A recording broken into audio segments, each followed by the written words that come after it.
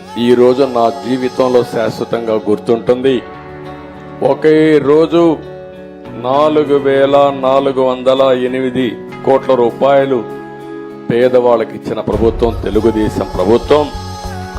దీన్ని లెక్కేసుకుంటే సంవత్సరానికి 33,100 కోట్ల రూపాయలు పేదవాళ్ళకు ఒక్క పింఛన్లోనే ఇస్తున్నాం. పింఛన్ కార్యక్రమంలో 33,100 కోట్ల రూపాయలు మీకు ఇవ్వబోతున్నాం.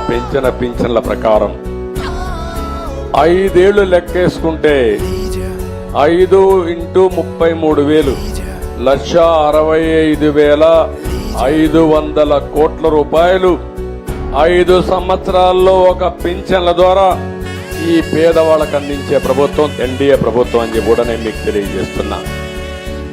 దీనికంటే ఆనందమైన రోజు నా జీవితంలో ఇంకొకటి ఉండదు. నేను చాలా సంవత్సరాలు రాజకీయాల్లో ఉన్నా. నేను ఒకటే ఆలోచిస్తున్నా, ఇలాంటి ఒక మంచి కార్యక్రమాన్ని అందజేయడం భగవంతుడు నాకు ఇచ్చిన అవకాశంగా నేను భావిస్తూ, అదే మాదిరిగా నేను ఒకటే హామీ ఇస్తున్నా, మేమందరం కష్టపడతాం, సంపద సృష్టిస్తాం, ఆదాయాన్ని పెంచుతాం, పెంచిన ఆదాయం మళ్ళీ పేదవాళ్ళకు అప్పచెప్పి పేదరికం లేని సమాజాన్ని చూడాలనేది మా ఆశయం. భగవంతుడు ఎంత శక్తి ఇస్తే అంత శక్తి ఉపయోగిస్తామని చెప్పి నేను మీకు తెలియజేస్తున్నా.